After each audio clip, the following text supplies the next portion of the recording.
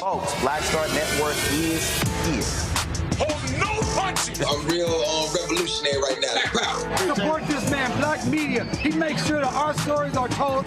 Thank you for being the voice of Black America, Roland. Stay black. I love y'all. All momentum we have now, we have to keep this going. The video looks phenomenal. See, this difference between Black Star Network and Black-owned media and something like CNN. You can't be Black-owned media and be scared. It's time to be smart. Bring your eyeballs home. You dig?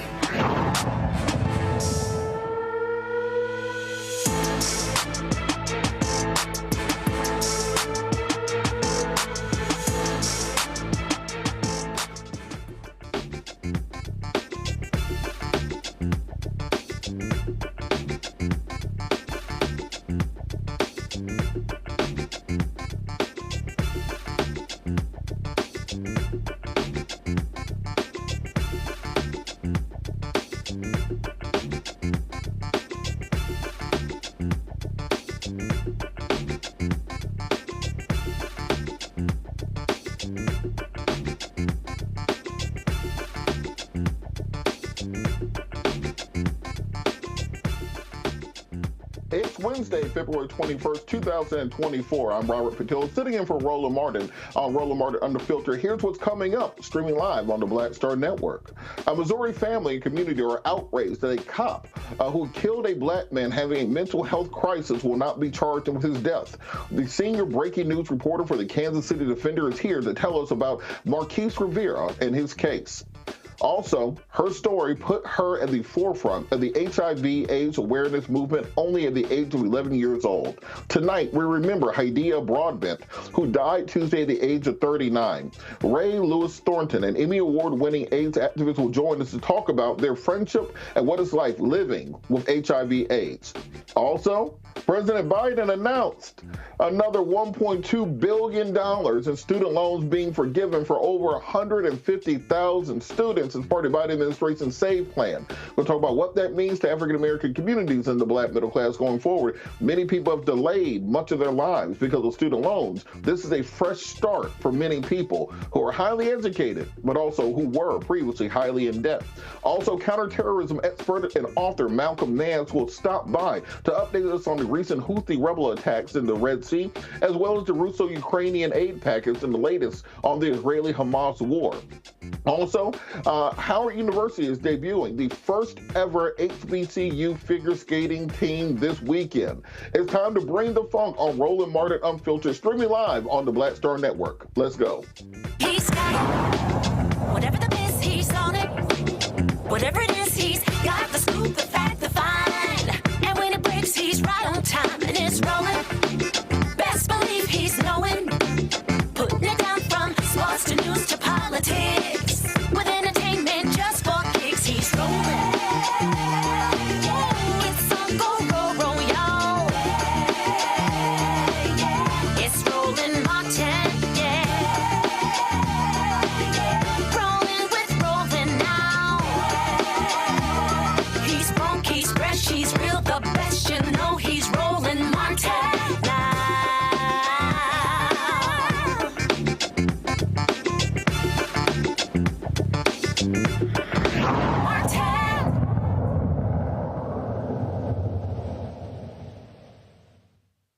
On August 4, 2023, in Columbia, Missouri, officers were dispatched to a black man who was in a mental health crisis. Marquis Rivera told the officers he was thinking of self-harm.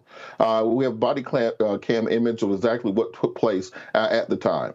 A lot going on.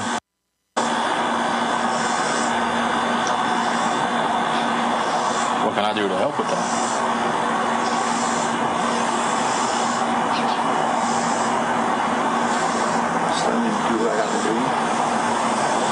Let you do what you gotta do. What you mean? Having some bad thoughts?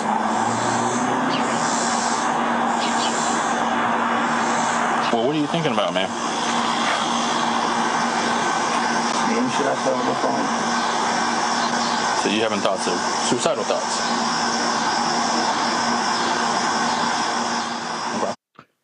Instead of help, Rivera was shot and killed after several pleas for help. Rivera's family says his kneecap was blown off before he was shot in the heart. They also said his body lay outside for hours. The officers involved in the shooting will not face any charges related to Rivera's death. This case is causing community outrage. Joining us now from Kansas City, Missouri is Zeleny Hull, the senior breaking news reporter at Kansas City Defender, who has been covering this story from the beginning. With this story, thanks so much for joining us. What is the police justification for not charging the officers?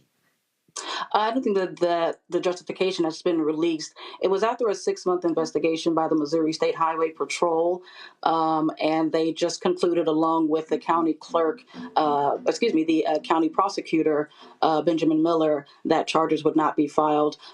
They did have in a report that Marquis Rivera fired at officers. But that claim has been unsubstantiated, as well as the family has voiced that based on the body cam footage that they have, they do not show any evidence of Marquis Rivera firing at the officers.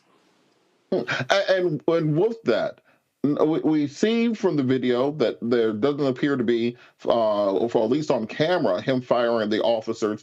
But even if he did, this is clearly a mental health episode. Is there a different standard for Black people going through mental health episodes versus any other member of the community? Not that we're aware of, and that is the concern of the family, was the response of the officers not responding properly to a mental health crisis. And I think it speaks to a widespread issue of just how we should be responding to mental health crisis in the first place, and whether or not police officers, at least just alone, should be dispatched to address such issues.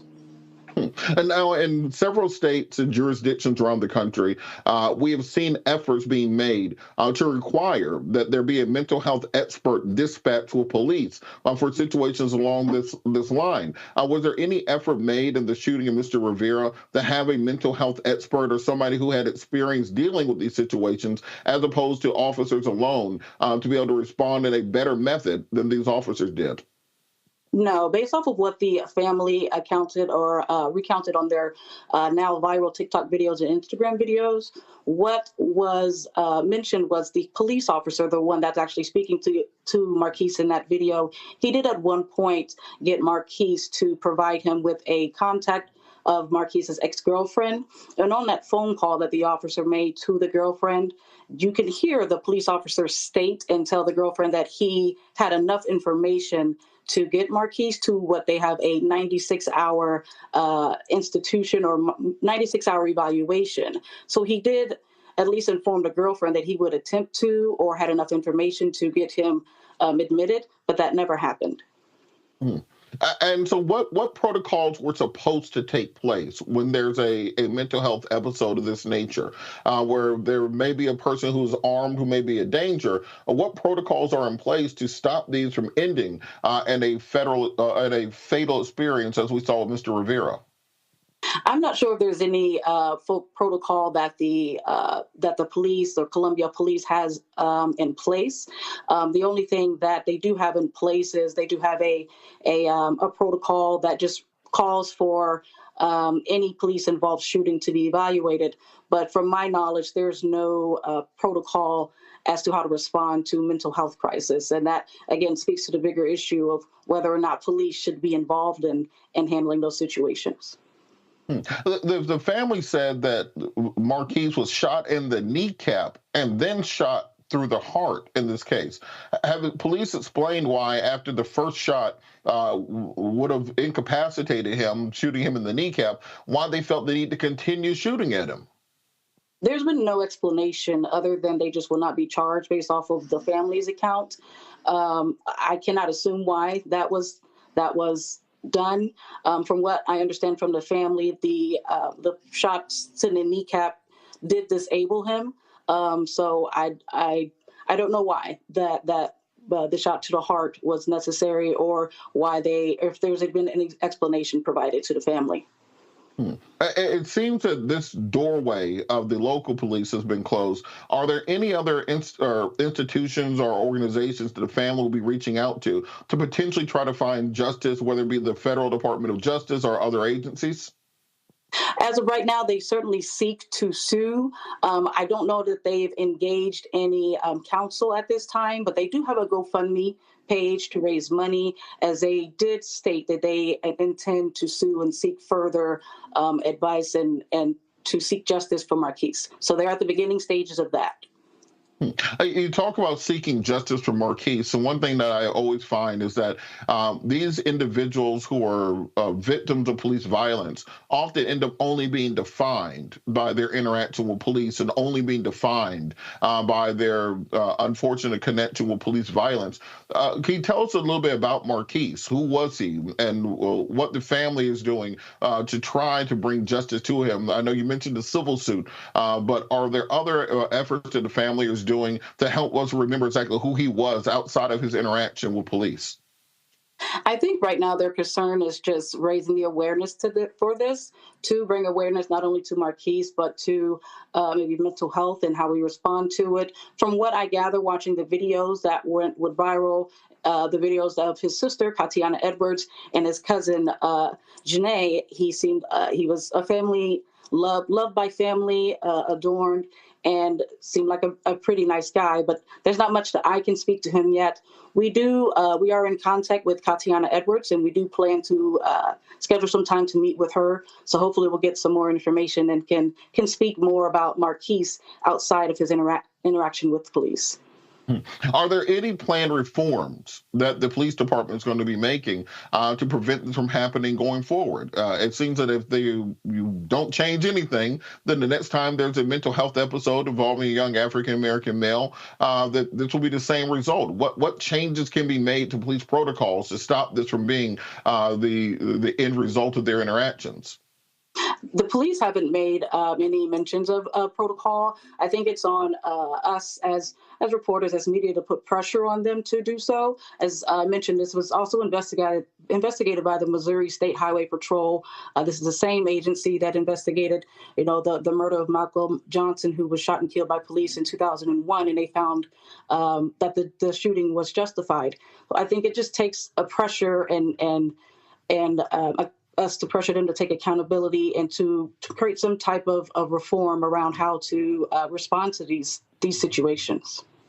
It seems that Missouri is often connected to these sorts of shootings. Is there any effort on the state level to pass new legislation that would require things such as a mental health expert to be at the scene of instances of this nature, or any other pending legislation that the voters can get behind to stop these things from happening? That is something I'd have to look into to see. As I said, I'm not currently aware of any, but it is something I think worth if it's not already out there, certainly worth drafting up and looking more into. And just kind of before we run out of time here, just going forward, you mentioned the need for the community to be involved. We get really riled up whenever there's a situation like this. A young man loses his life at the hands of police, but often we miss out on the follow-through. From the experience you've had covering these cases, what does the community need to do to make sure this time it actually results in long-term changes, both to police policy and potentially to city and state-related legislation? Well, it's a long solution. I think it's a multi-layered answer, and I think the answer is just remaining consistent with we're keeping our pressure on, and I think also providing more of a community solutions. But that's things that we have to develop within our community, provide alternatives to policing, focus more of a restorative justice that doesn't just look at the problem, but look at the root of the problem, what's causing the problems. But again, that's a multi-layered answer, and it's just the answer to that is to remain consistent and don't get fatigued at trying to resolve and search for solutions. All right. Well, we're lucky to have reporters like you that are able to look into these and bring these issues to national attention. What we saw for generations of these cases died in the darkness, and it's important for us to have reporters such as yourself there to bring national spotlight to these situations and bring the stories of people like Mr. Rivera to the national audience. Ms. Hall, thank you so much for joining us. Really appreciate you taking time out to speak with us. We'll be back after the. Thank you so much. We'll be back after the break. You're watching Roland Martin Unfiltered, streaming live on the Black Star Network. We'll be right back. You heard why we're marching, and it's really a launch. It's not even a march. We're launching. That's right. A 42-week campaign. March the 2nd at 10 o'clock in Raleigh and 33 other state capitals and the District of Columbia. This is a historic move to mobilize the most powerful untapped block of voters in this country. That's right. Poor and low wealth voters who make up 87 million votes. And it's never been tried before. Never been tried before in history. At the same time, the same message, same focus. And when that power turns loose, they will not be able to figure out the political calculus. I don't know about you, but I'm ready to shake things up. I'm ready to get up out of the valley. I'm ready for God to put his spirit on us. I'm ready to be used to change this nation. And what we're saying is, can't we come together? Can't we come together around an agenda? You ain't got to like everything about Reverend Barbara. You don't have to like everything about Sangria. You don't have to like everything about Long Choir. But can we come together and say, it's time to end poverty as the fourth leading cause of death? It's time to have $15 and a living wage indexed with inflation. So every time inflation goes up, the minimum wage goes up. It's time to have health care for all. It's time to fully fund public education. Can't we come together? It's time to protect women's right to women's health. It's time to have affordable housing for everybody. It's time to stop the proliferation of guns. Ain't no way folk ought to be able to have more guns than they have food, more guns than they have meat on their table. That makes no sense. Isn't it time for division to be ended and love to take over? Can't we organize around that? Look at your neighbor and say, neighbor, I don't need to like everything about you, but can't we organize for power? Can't we stand for justice? Can't we love everybody for just a little while? Can't we come up out of the valley? Can these bones live?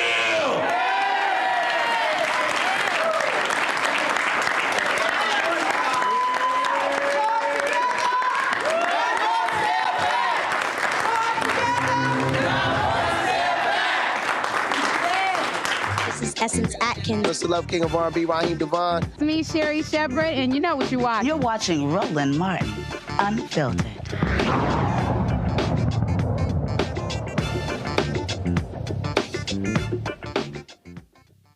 All right, joining us now to continue this discussion, Rebecca Carruthers, Vice President of the Fair Elections Center, Washington, D.C., Derek L. Jackson, Georgia State Representative, District 64 here in Atlanta, Georgia.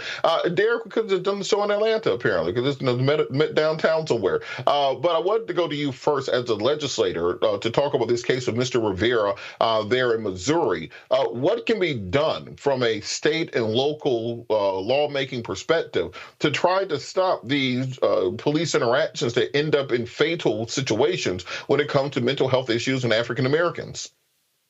You know, Robert, there is a solution to resolve this matter, and that is we need to eradicate qualified immunity. It's not training, it's not protocol, it's not qualification. If we go back to 150 plus years ago, right, when citizens were being deputized, they also gave them this thing called qualified immunity. And qualified immunity has protected law enforcement officers from being held accountable. And so that's what we need to do from a state as well as a federal level, and say we will no longer grant qualified immunity, and we need to hold individuals accountable. I'm looking at data from the CDC. And Robert, you know, CDC is right here in Atlanta. And nearly 1,100 people nationwide were shot and killed last year. And the significant percentage of that 1,100 shot and killed were Black people. Something is wrong. Families no longer want thoughts and prayers. They no longer want candlelight visuals. They no longer want a hashtag. They want their loved ones alive. And as I was watching that videotape, that body cam, Robert, we thought as legislators right here in Georgia, by passing legislation, providing resources so we could have body cams on every law enforcement officer, from GBI to ATL, every police officer. And as I was watching that body cam footage, I did not see where Marquis was being aggressive. He obviously did not have a weapon. He has no T-shirt on. He was not a threat. And as a retired naval officer, we were taught how to deal with stressful situations. And so I know that police officers are taught how to deal with stressful situations. I did not see Marquis being aggressive. I couldn't tell if he was under the influence. It's very obvious that he's very calm and collective, and there's no reason why he ended up dead. And so I think what we need to do as state legislators and at the federal level as well, say there's no more qualified immunity, and we got to start holding folks accountable for their actions, especially when you leave a young man like him out for 6 hours, no medical attention, no assistance. That's inhumane.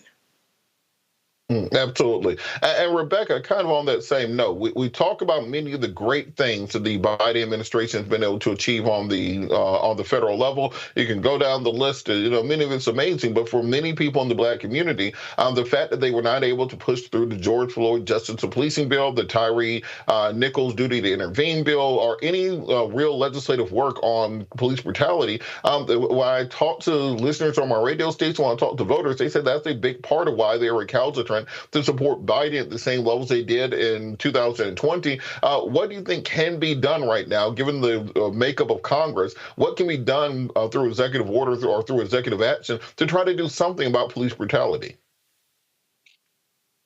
There's so much here. And before I even get to the policy and the advocacy side, just like the representative just said, even if we want to accept that what law enforcement is telling us is 100% accurate, please explain in any SOP, standard operating procedure, in any police department across the country, please explain why after a suspect is subdued, if they are bleeding, if they are shot, whether it's self-inflicted by the police or by a third party, then immediately they are supposed to administer some type of aid.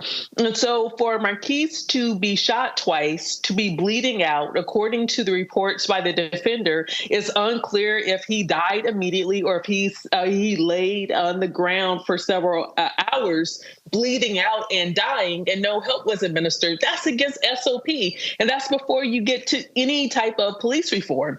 Because bottom line, even without a George Floyd Act, which, by the way, is kind of the bare minimum of the actual reforms that need to happen to actually make law enforcement and safer communities, and specifically for Black folks, is that they're not even following current standard operating procedures. And that's the biggest problem, is that there are currently things in place that police departments should be following all across the board that will prevent the unnecessarily extrajudicious taking of life, and especially lives of Black folks. But now when we get to the Biden administration, yes, there are things that the Biden administration has done, that has pushed, that has been beneficial for Black communities in the United States. But when it comes to two big issues, which is voting rights, and when it comes to the right for us just to live our lives and not be killed at the hands of law enforcement, those are things that the Biden administration should and must make a priority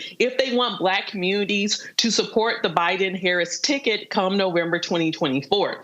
That said, going back to the George Floyd Policing Act, that is the bare minimum of things. In fact, the way the George Floyd bill was even debated, it's still watered down. There's many more meaningful reforms, and I would encourage that the administration actually listen to community activists, to people who do peace intervention in community. Listen to those folks on the ground, and they can provide actually good guidance on the types of reforms that we need that is a lot more robust than the George Floyd bill.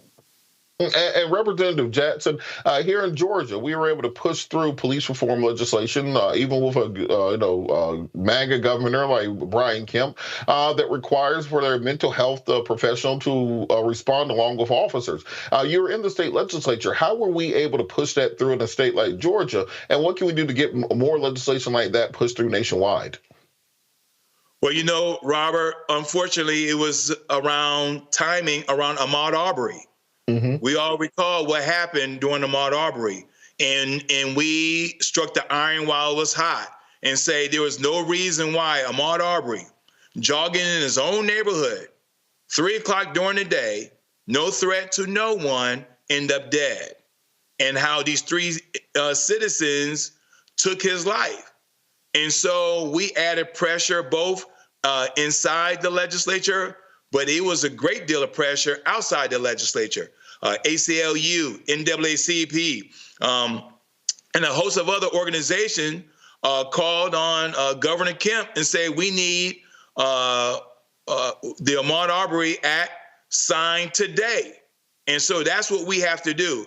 And I always remind the listening audience that if you think about the Constitution, there are three powerful words: we the people.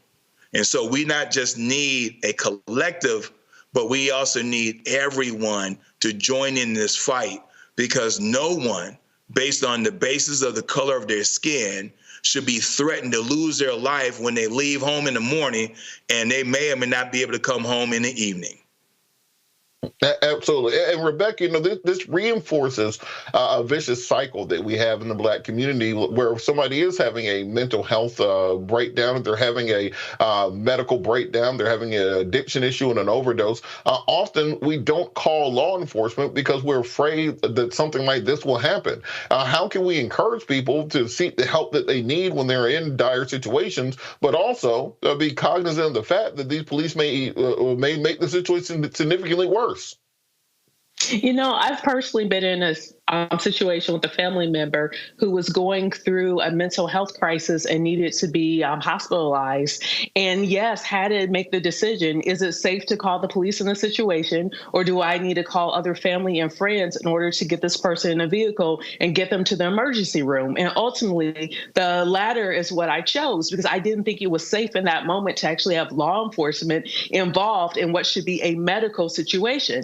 And so that said, when it comes to mental health crises, it should be EMTs who are the primary responders to that situation. I can understand in certain situations, especially if someone who's going through a mental health crisis has a gun or is a harm to others beyond themselves, I can understand having the police as secondary. But when it comes to doing a mental health or any other type of medical intervention, it should be medical personnel as the primary responders, not someone with a gun and a badge and who's scared because an acorn drops on top of a vehicle and thinks that someone's shooting them. So all of a sudden they're shooting multiple rounds. That type of person should not be responding to medical issues.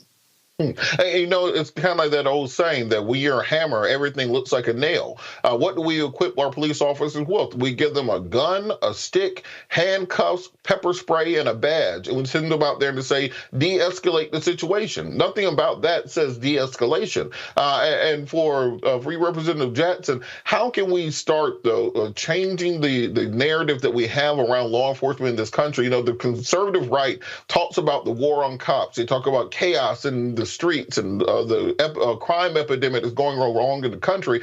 I note that there's no statistics to back any of that up. The FBI statistics said that violent crime went down 6% last year. However, they have been very good at drumming up this idea that you have to have this militaristic force of police in order to keep communities safe. How can we change that narrative and help people to understand that investing in mental health experts, investing in addiction experts, investing in people who can de-escalate situations is a better approach than simply saying, well, here's a gun, a badge, a stick, and some pepper spray, go have at it? Robert, I always start the conversation around mental health and all these other scenarios that you just articulated. Start with human beings, right? With humanity. And when you think about humanity, you think about what we need to do to ensure everyone have the quality of life just simply to live and breathe. But my friends on the other side of the aisle will say, well, crime. And they start all these talking points. And so I use one example, Robert. I said, y'all remember Dylan Roof over in South Carolina? He sat with those he killed for over an hour. They even prayed for him in the church.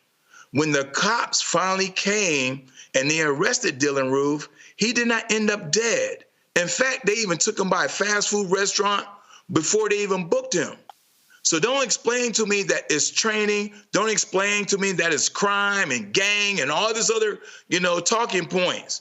You got to look at this thing from a human being perspective, from a humanity perspective. And so when you think about mental health, that mother that dialed 911 because her son was having an episode, she was first intimidated, but she eventually went ahead and did it, but her son ended up dead anyway.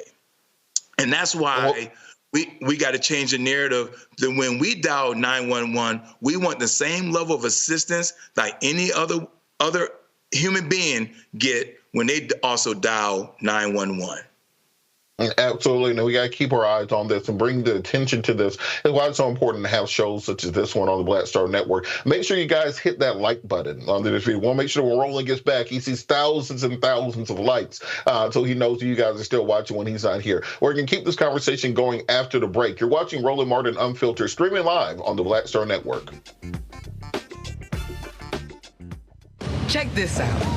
Joe Biden and Kamala Harris are investing a record $7 billion into HBCUs. Billions for campus improvements, grants, and debt relief. Billions more for HBCUs.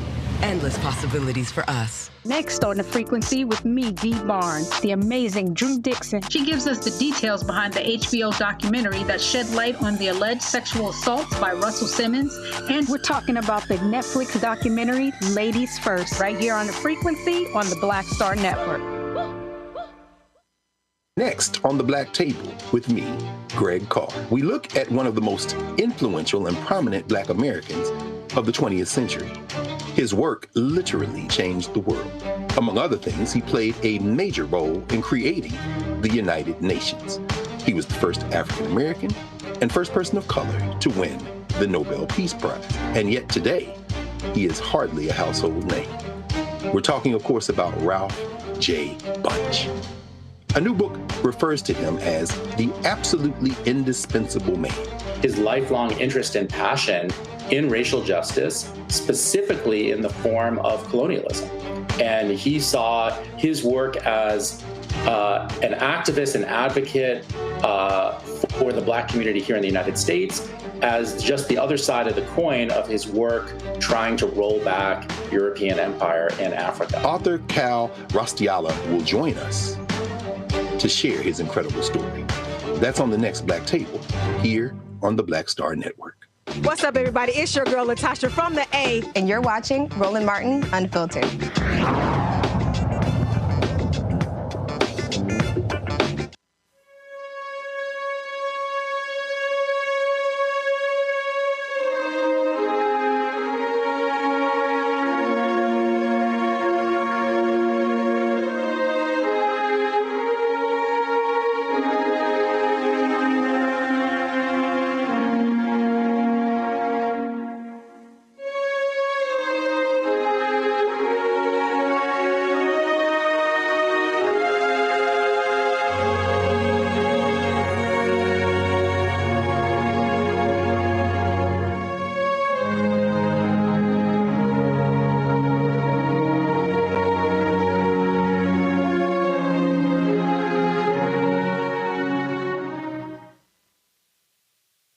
In 1996, Hydeia Broadbent's story reshaped the face of HIV and AIDS with her appearance on The Oprah Winfrey Show. When I was born, I was HIV positive. And when I turned 5, I had symptoms of AIDS. I had fungus in my brain, blood infections, pneumonia. I went cold blue a couple of times. And that's when I was about 5, they said I was full-blown AIDS. And right now I'm doing really good. What's the hardest part for you, Hydeia? Living with this disease. Basically, that's like when your friends die. Like.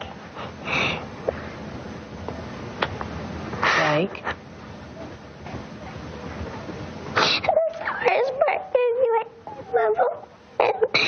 You always lose a friend to AIDS. Hard, but especially, I don't think it's real hard. Harder on the parents than on me. They're friends and stuff, and you love them a lot, and you get real close. And a lot of my friends that have died of AIDS, no one really knows how long anybody's going to live, because I don't tell myself like, oh, you have AIDS, or I could go outside and get hit by a bus tomorrow, and you never know. If you stay in your bed and feel sorry for yourself and don't get up with the birds and just sit there and say, well, I'm going to die, why get up and try and make a difference? But when you say, well, today's another day, I can get up, I can do something, make something positive. Hydeia, who spent her life as an HIV/AIDS activist, died Tuesday. She was 39 years old. Her family announced her transition with the following statement. Hydeia will be remembered for her work as a worldwide HIV/AIDS activist, as well as being a loving daughter, sister, aunt, godmother, family member, and friend. We, the family, ask for your prayers and privacy as we grieve during this difficult time. Joining us from Alton, Illinois, is author of Unprotected, a Memoir, and Emmy Award-winning AIDS activist Rae Lewis-Thornton. Rae is a close friend of Hydeia and has been living with HIV/AIDS since 1983. She went public about her HIV status on the cover of Essence magazine in 1994. Rae, thank you for joining us tonight. Thank you. Thank you so much. And even before we hop in, can you just tell us about Hydeia, the person, the individual? So many people simply know her for her activism and through her diagnosis, but who was she as an individual?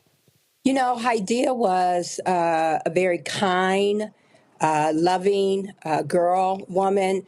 She was committed to this HIV work because she had no choice. And but it was a struggle for her. Living with this disease was a struggle for her, and she, she kept the good side of it going, but I got to see the more personal side where she was struggling financially. She was struggling with mental health. She was struggling with, staying in treatment and, following her regimen because HIV is a difficult disease to live with.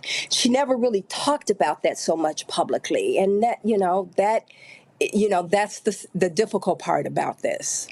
Often the strongest among us struggle in silence. It's amazing to me that at such a young age, she became such a powerful spokesperson and really changing the way that the American and the international conversation was around HIV/AIDS. Beforehand in the 80s, it was always about it was a gay disease, it was a drug disease, it was a African-American disease. But her appearance on Oprah really helped to change the dialogue around it. Can you talk about how important she was to this movement? Oh my God, it's interesting.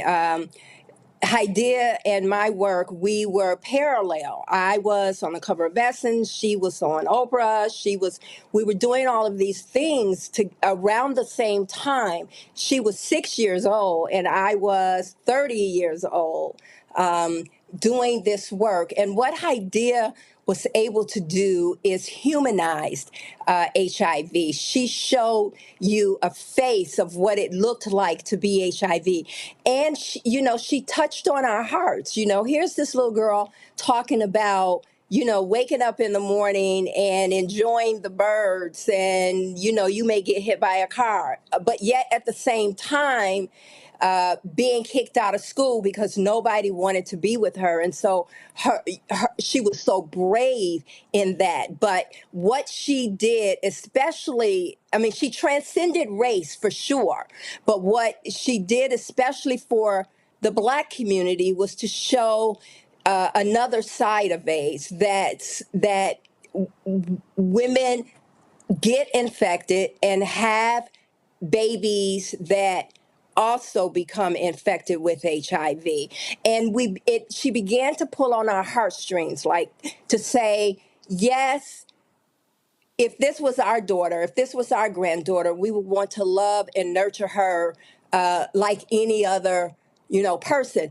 The failure, that was the good piece about it. The bad piece was that nobody wanted her to grow up. And so they kept her, she was always known as the little girl with AIDS. Even when she was 30, she was still the little girl with AIDS. And I think that on one level, she opened our hearts as a little girl, but then as she grew up, we backed away from it. Oh, she's still living, it's, whatever. But, it was as if, her message wasn't as relevant, as she aged. And that was the disappointing part. And I think disappointing for her as well. It's almost like because our society is such a microwave society, it's just after a few years, a couple of decades, they're like, "Oh, you're still doing that AIDS thing. I thought you were past that now." And I Absolutely. understand. I mean, you still got this disease, and so, and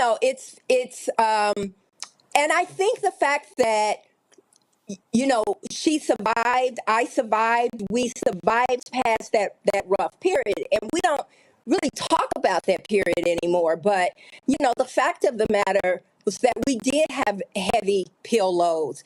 The fact of the matter is that the life expectancy for somebody with full-blown AIDS was 18 months. And so by the time she was 8 and 9 years old, she was already a long-term survivor. She had lived with this disease longer than expected, as I did. So when I was on even on the cover of Essence, it was like the expectancy was 18 months, and here I am 30 years later. And so people liked the celebrity of it. It was one thing, but once we started living, people became silent. Wasn't as much attention drawn up. And the fact of the matter for Hydeia, her only source of income was speaking. And so when the business of AIDS dried up for Black activists like Hydeia and myself and others that are around, she had to struggle with the medicine. She had to struggle with, paying her rent and paying her bills. And so and at the same time, African Americans are still disproportionately impacted by this disease. At the same time, African American women are still 62% of the newly diagnosed cases with HIV. Black babies, and that in and of itself shouldn't even be, because a woman doesn't have to infect her child anymore if she gets into treatment and care. And so there is a disconnect, I believe, with the celebrity of, people like her, people like me, people like Magic Johnson, with the reality of what it means to live with this disease. On one of the clips that I saw that's been floating around social media, she said it's a struggle living with this disease. And I think that message has gotten lost. And I would be remiss to say, that yes, we can keep you alive with treatment and care, and there's over 30 HIV medicines, and you don't have to transition to AIDS. But it's still a struggle living with this disease. It's a struggle living with the chronic disease for the rest of your life. And I think a part of Hydeia gave up. She was tired. Again, I've noticed that there's a generational gap that has happened between millennials and Gen Z. That millennials, me and Hydeia were the exact same age. That's why her story resonated so much with me. But millennials, we grew up in the 1980s, and we were so afraid of AIDS. They made it every news story. 2020 with Hugh Downs and Barbara Walters made it seem like it was coming around every corner to kill us all.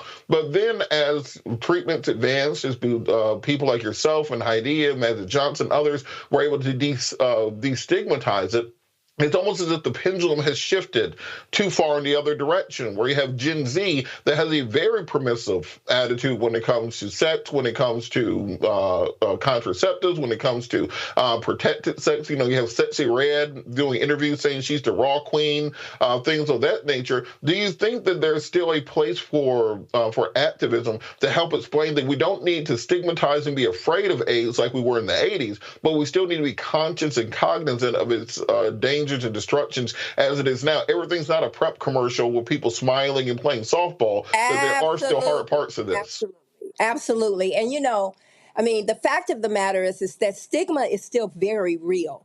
People with HIV still live with stigma and shame, especially in the South, where we don't talk about it. And within the African American community, let's be clear, we don't talk about sex. We are so stuck in respectability that we do not talk about sex, our sexuality. And it's wrapped up into, the images that came out of slavery, women being raped, and, what kind of woman we were supposed to be. And there's still this perception that's unspoken, but it's real, that only certain types of people get HIV. And the fact of the matter is that, you know, anyone could get HIV. I mean, if you're having unprotected sex and you don't know what your partner's been doing, and I know Roland will kill me if I say it, but if you know, if the whatchamajig, the penis ain't in your pocket, you don't know what it's doing, what ain't with you. And so we still live in a level of arrogance about who gets HIV and how we gets HIV.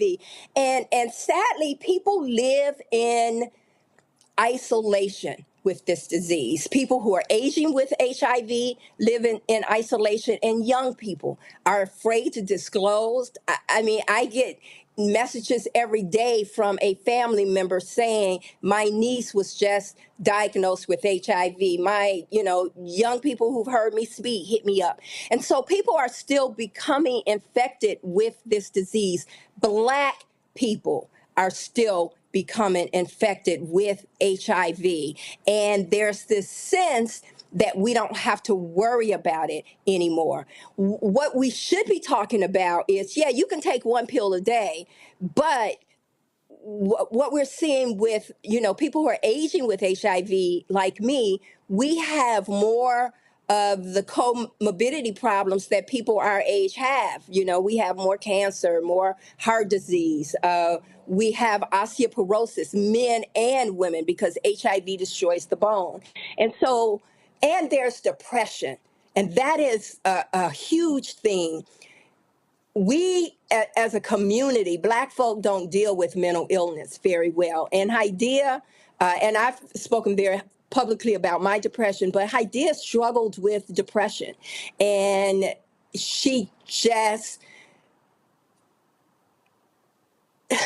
I mean, I'm still trying to mourn her, but we struggle with depression. We struggle with, you know, acceptance. It's still very, very real.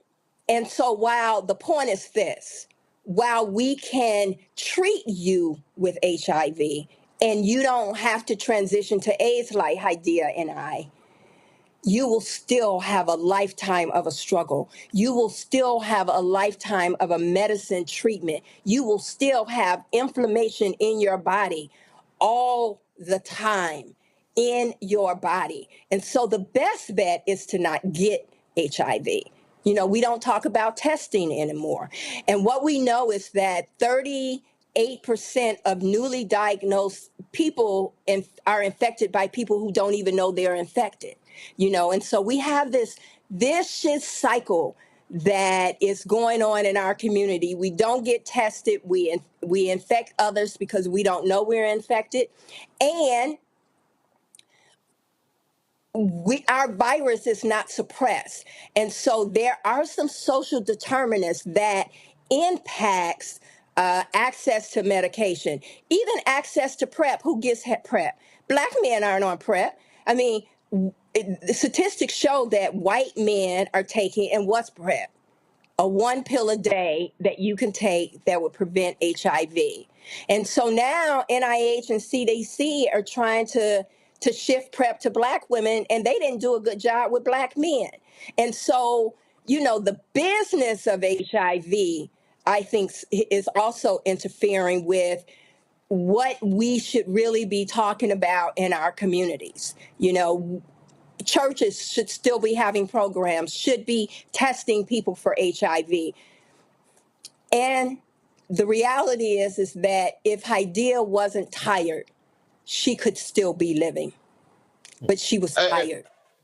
And before we go, what would you think? What would you say should be the takeaway that people have from the work Hydeia did, and what should her legacy be in this movement?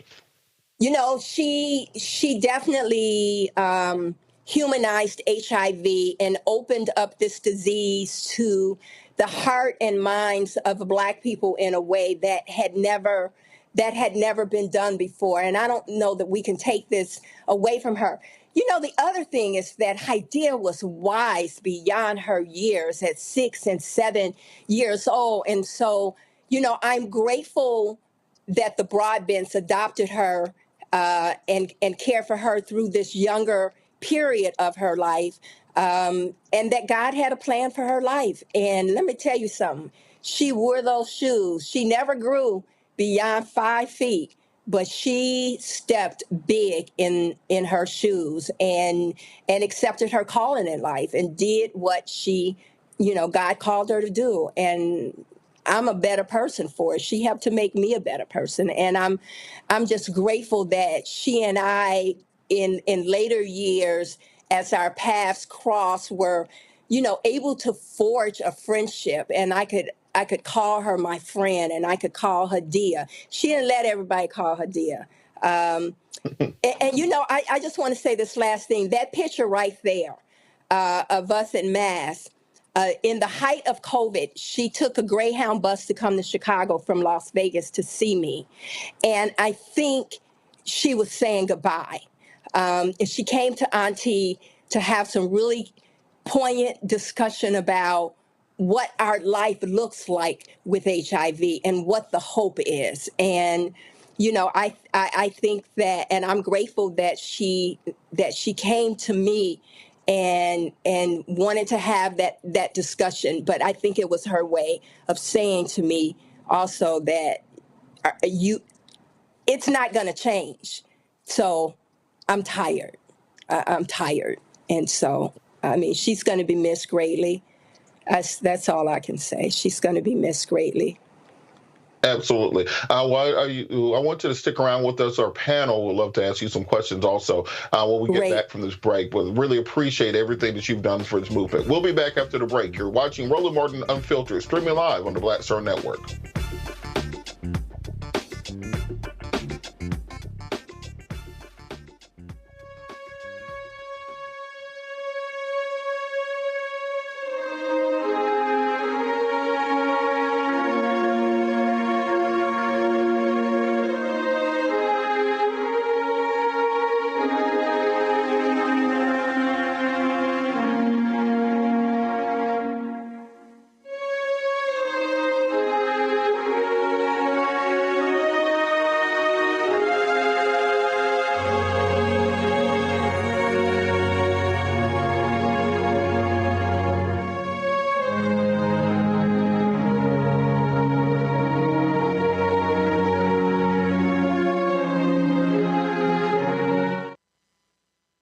You heard why we're marching, and it's really a launch. It's not even a march. We're launching. That's right. A 42-week campaign. March the 2nd at 10 o'clock in Raleigh and 33 other state capitals and the District of Columbia. This is a historic move to mobilize the most powerful untapped block of voters in this country. That's right. Poor and low wealth voters who make up 87 million votes. And it's never been tried before. Never been tried before in history. At the same time, the same message, same focus. And when that power turns loose, they will not be able to figure out the political calculus. I don't know about you, but I'm ready to shake things up. I'm ready to get up out of the valley. I'm ready for God to put his spirit on us. I'm ready to be used to change this nation. And what we're saying is, can't we come together? Can't we come together around an agenda? You ain't got to like everything about Reverend Barber. You don't have to like everything about Sangria. You don't have to like everything about Long Choir. But can we come together and say, it's time to end poverty as the fourth leading cause of death? It's time to have $15 and a living wage indexed with inflation. So every time inflation goes up, the minimum wage goes up. It's time to have health care for all. It's time to fully fund public education. Can't we come together? It's time to protect women's right to women's health. It's time to have affordable housing for everybody. It's time to stop the proliferation of guns. Ain't no way folk ought to be able to have more guns than they have food, more guns than they have meat on their table. That makes no sense. Isn't it time for division to be ended and love to take over? Can't we organize around that? Look at your neighbor and say, neighbor, I don't need to like everything about you, but can't we organize for power? Can't we stand for justice? Can't we love everybody?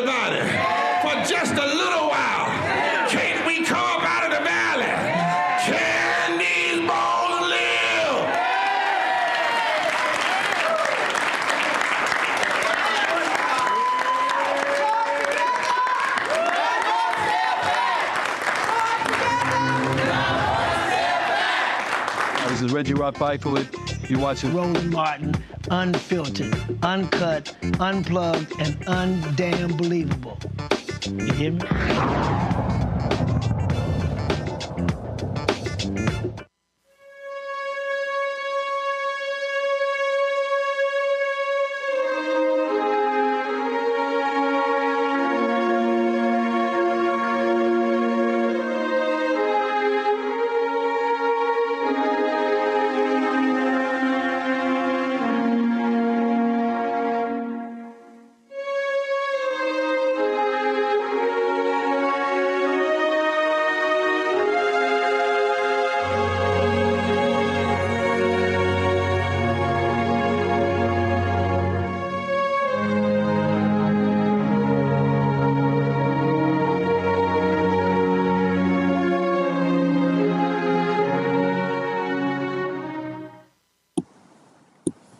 Welcome back. We're still here with Rae Lewis-Thornton talking about the life and legacy of Hydeia Broadbent. I'm going to bring in our panel, Rebecca Carruthers, of course, and Derek Jackson. But for Ms. Thornton, I have one question before we go to the panel. You were talking about the conversations that the African-American community needs to start having about sex and sex health and things that are taboo in our community. I was recently watching a podcast with some young Gen Z women on it, and they universally said that if a man asks a woman about her sexual past, that's a sign of insecurity, that it shouldn't matter, that's inappropriate for them to ask. And as a millennial, I said to myself, oh, that sounds just foolish to me.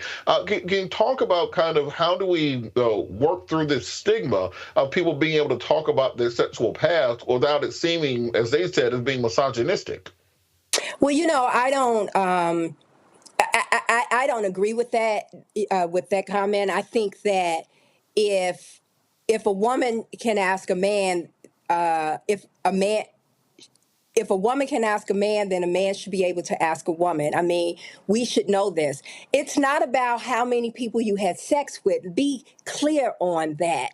It's only takes one person to infect you. And so I think we need to have a different conversation with our partners. Have you ever been tested for HIV? And if you've not been tested for HIV, let's go get tested together. My good friend Shirley Ralph, she and her husband, Senator Hughes, had this program, Let's Get Tested Together. And so that's the conversation we should be having. Are we going to use condoms in this relationship? Who's going to be responsible for the condoms in this relationship? Not how many people you've had sex with. I can give less than a hoo-hoo how many people you have sex with, because it only takes one person. And so I think that we spend a whole lot of time talking about the wrong thing. Absolutely. Rebecca, do you have a question for Ms. Thornton? Sure. I have two questions if I have time for that. I just want to say thank you so much, Mrs. Thornton, for your activism. Like Robert, I'm a millennial. I'm an elder millennial, though. Have a couple years on Robert. And here's the thing. I remember in the 80s, Ryan White was the face of AIDS and HIV. And then I distinctly remember in 1991 when Magic Johnson had his press conference and announced to the world that he was diagnosed with HIV. And there was this controversy of, can you even play basketball? Because can you pass the virus through sweat? Or if you're up and down the court and you accidentally scratch someone and someone else scratches you, will the whole entire league get HIV and then full-blown AIDS? But I say all this is, you talked about the Black community, how we viewed sex and sexuality. And it also made me think about the role that public policy plays in the increasing rates of STIs and STDs. And we know for sure that where comprehensive sex education isn't taught in public schools, we know there's an increase in unplanned pregnancies. We know there's an increase in STDs, STIs, including HIV and even AIDS. So can you talk about the role of pushing for comprehensive sex education, exactly what is comprehensive sex education, and how it's a positive thing? This is not a moral issue, but this is a health issue. You're correct. And I think in the South, thank you for that question. It's a great question. In the South, There are a lot of southern states where abstinence-only programs are what could be taught in the high schools and nothing in the elementary schools or junior high schools. I think junior high school and higher, you can actually should be talking about, sex, what HIV is, how you get it, how you get other sexually transmitted diseases. I think we should have that conversation.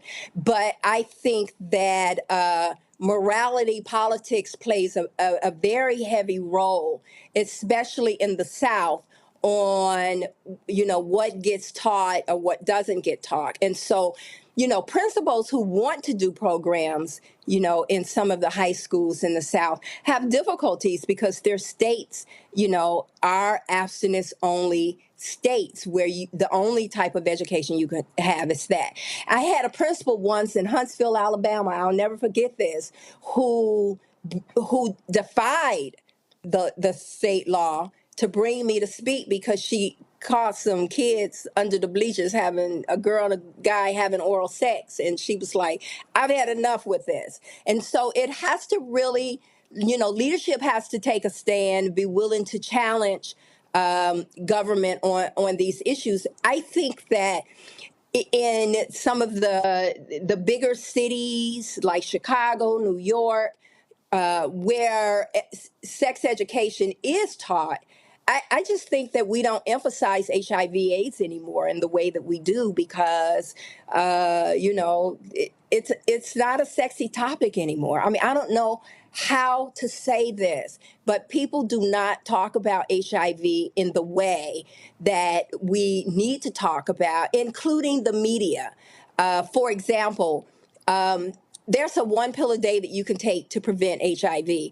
For example, there is, if you think you've been exposed to HIV, within 72 hours, go to a doctor and you can get a regimen that will stop HIV in its tracks. For example, women and Black women don't get the type of prenatal care that they need, but if they were tested and was in a medical regimen around HIV, it's a 0 chance that their child would be infected. And I think what's hard for people to believe that the medications are so good now that if I had unprotected sex with a person, as long as my viral load is undetectable, I cannot infect them. And so there's a lot of new information that we are not sharing with everybody in the schools. They don't bring speakers anymore to talk about HIV. It's just, the basic health education class because HIV isn't sexy anymore. It's just not a sexy topic. But the South is definitely a problem. Absolutely. Representative Jackson, do you have a question?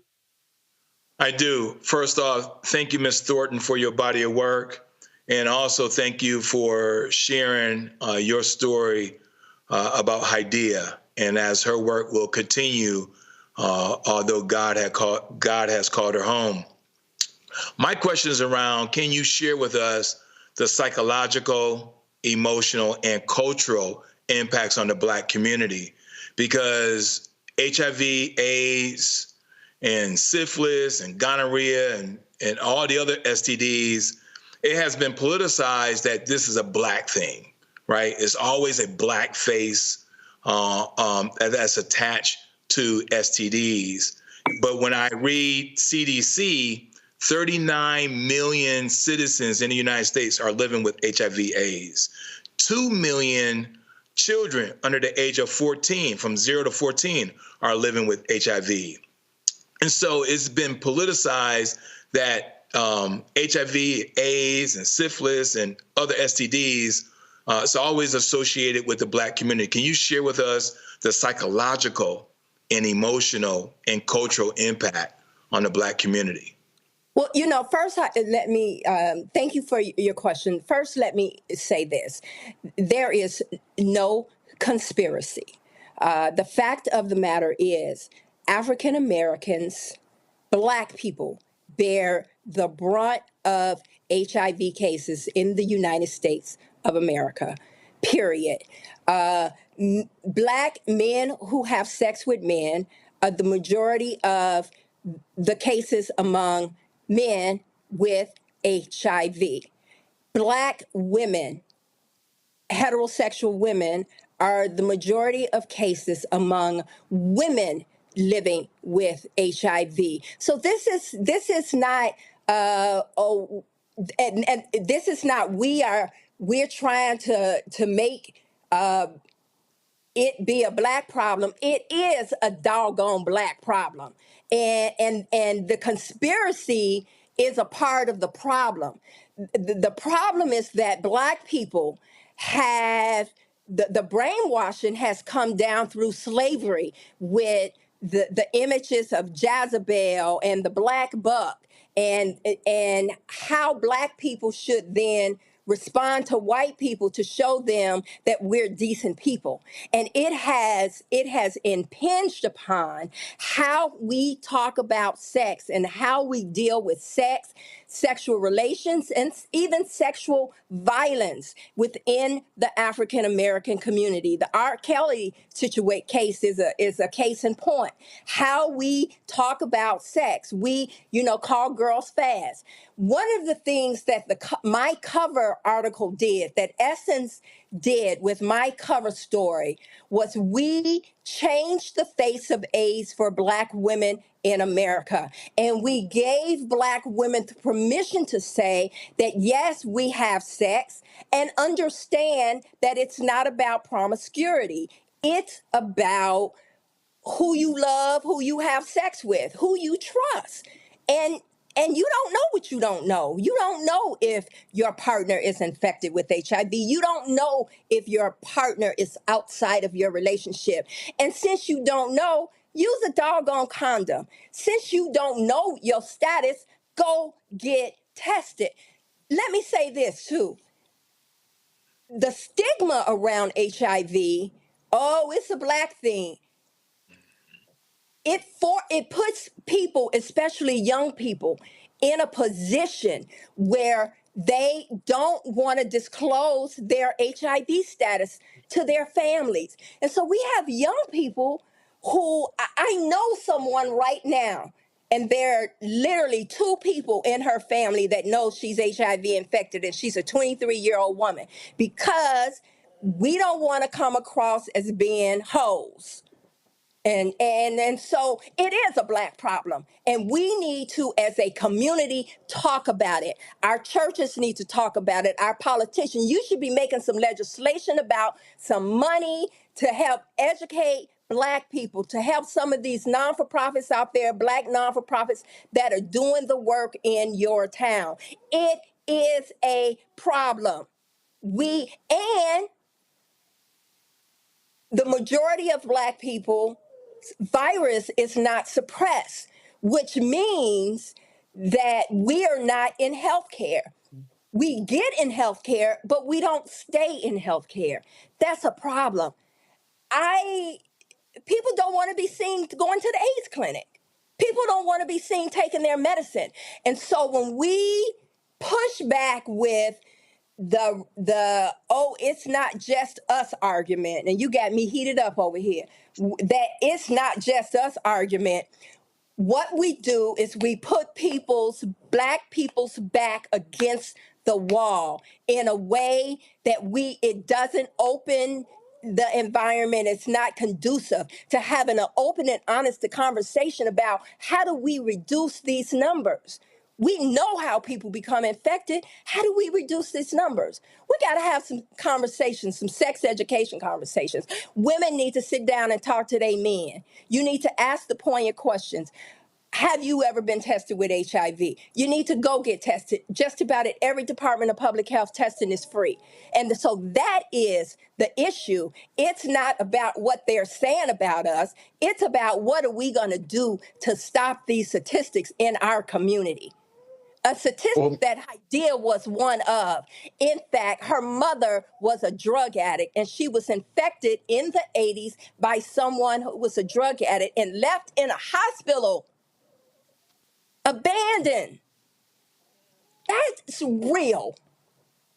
And that's what we need to be talking about. We should be demanding. I tell you what Bill Clinton did do. He declared a state of emergency in AIDS in the Black community when he was president, and it freed up millions of dollars to go to Black CBOs to do the work in the Black community. And we saw in the 90s a decrease in cases, especially around women with HIV. That money has dried up. Ain't nobody fighting for that now. Hydeia was fighting for it and couldn't even get a speaking engagement. I'm fighting for it and just barely hanging on. And that's the reality of this.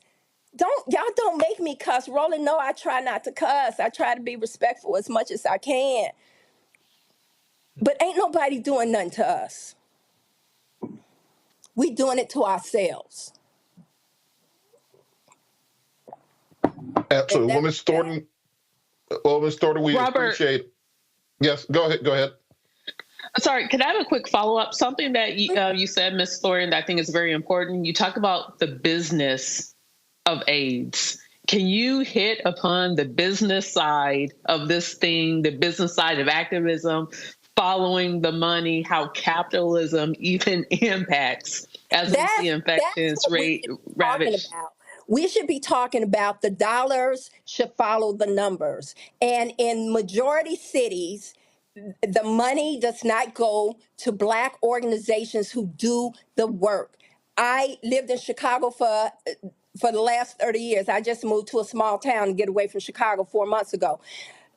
In the small town, the Chicago Department of Public Health, they say the money doesn't go to the Black organizations, but it goes to organizations that service Black people. And that's the way they're able to get around it. So I think culturally, we know how to talk to our people. So the dollars should follow the numbers. So that should be a part of it. Pharmaceutical companies are making a stench. Let me tell you something. My HIV medicine is $54,000 a year. And my copay and I'm just talking about my 4 HIV medications, are $2,500 a month, depending on where I am in the donut hole. That's what we need to be talking about. That's what we need to be talking about. We need to be talking about the right-wing attack on HIV money, whatever little is left of it. I mean, that is the reality. We should be challenging pharmaceutical companies to have other images than gay men talking about HIV, because gay men aren't the only ones that have HIV. And I love my gay men. I'm just saying, Black women need to be in some of them ads too. Absolutely. Well, Ms. Thornton, we appreciate all the work that you do in this field. Please keep us updated on what the community needs to know, and continue this activism you've been working on. And you've do an outstanding job of continuing the work and remembering the memory of Hydeia as we honor her life and legacy. Thank you so much for joining us. Reverend Jackson taught me well. And I will continue to do this work until the day I die, but it's not just about HIV. It's also about trauma. It's about, and we need to begin to have an inclusive conversation about HIV and trauma-informed care, and how, these issues around sexuality that have been, affecting our community for years. Absolutely. Well, I really appreciate the conversation. I talk a lot. No, that's great for a talk show. It's always good to talk on talk shows. It's a really good thing to do. Thank you so much for joining us. All right, we'll be back after the break. You're watching Roland Martin Unfiltered, streaming live on the Black Star Network.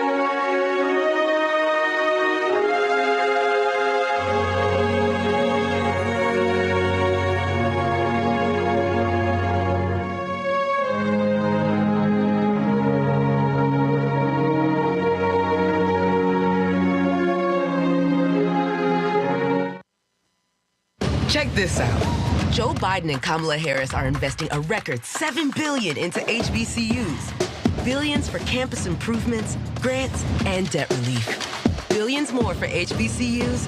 Endless possibilities for us. When you talk about blackness and what happens in black culture, we're about covering these things that matter to us, speaking to our issues and concerns. This is a genuine people-powered movement. There's a lot of stuff that we're not getting. You get it, and you spread the word. We wish to plead our own cause. Too long have others spoken for us. We cannot tell our own story if we can't pay for it. This is about covering us. Invest in black-owned media. Your dollars matter. We don't have to keep asking them to cover our stuff. So please support us in what we do, folks. We want to hit 2,000 people, $50 this month, raise $100,000. We're behind $100,000, so we want to hit that. Y'all money makes this possible.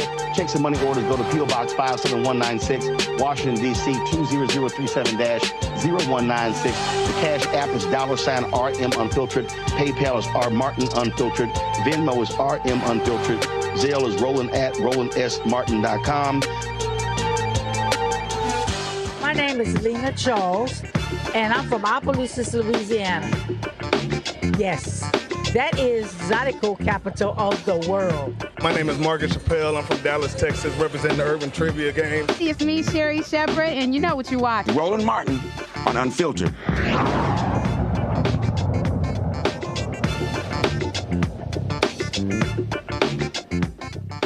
A lot is happening on the international front. The Russo-Ukrainian war enters its third year. Houthi rebels shooting down U.S. drones. Of course, you have Iranian-aligned groups who attacked U.S. soldiers, killing 3 of them. The U.S. responds by bombing 85 targets within the region. The death toll in Palestine is creeping towards 30,000. To discuss all this, we have counterterrorism expert and author Malcolm Nance joining us from Montreal, Canada, to break all these things down. Malcolm, how are you doing?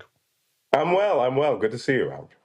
Thanks so much for joining us again. So, of course, I want to talk with the Russo-Ukrainian war because you, of course, have experience serving directly with the Ukrainian military. The Ukraine recently had to withdraw from Avdiivka. We're seeing that the Biden administration saying this is directly connected to Republicans blocking of the supplemental funding for Ukraine. What can you tell us about the needs of the Ukrainian military? And is this money being held up by Republicans putting lives at risk in the region? Well, it's absolutely putting lives at risk in the region. What's happening is that the Ukrainian army is suffering from an artillery shell shortage. And that artillery shell shortage means not only can they not go on offensive operations, but they cannot really defend in depth with the amount of shells that they need. If there's any one thing that we learned about the Ukrainian war, it's that most modern Western armies underestimated by a factor of 10 to 20 the amount of artillery shells that they would need in a high-scale kinetic war. So with the Ukrainian army's withdrawal from Avdiivka, which is, by the way, a very, very small town of 30,000 people, I went to Avdiivka in the pre-war. I was quite amazed that Russia hadn't taken this place in the first 24 hours. We were only 70 meters away from the Russians in the pre-war, and the Ukrainians had been holding it since 2014 when Russia carried out their initial invasion. So for Avdiivka to finally fall at the cost of 30,000 or more Russian troops, almost 1,000 armored vehicles, it is a tiny, tiny victory for the Russians, if you want to call it that. But it was strategic bloodletting that the Ukrainians gave them. And, on that point, we've seen far right-wing propaganda start to become increasingly pro-Russian. We had the Tucker Carlson interview with Vladimir Putin, where he's riding around in shopping carts and telling us how wonderful the bread is in Russia. We have Republicans in Congress who are blocking funding for the Ukraine. The President Trump saying he would allow Russia basically to do whatever he wanted with NATO if he's reelected. In addition to that, we have the witness in the Hunter Biden case that we found found to be now a Russian or connected with Russian foreign intelligence, the assassination of Navalny, the assassination of the helicopter pilot in Spain, the detaining of the Russian ballerina for treason. Does it appear to you that there's a portion of the Republican Party in this country that has been co-opted by the Russian government?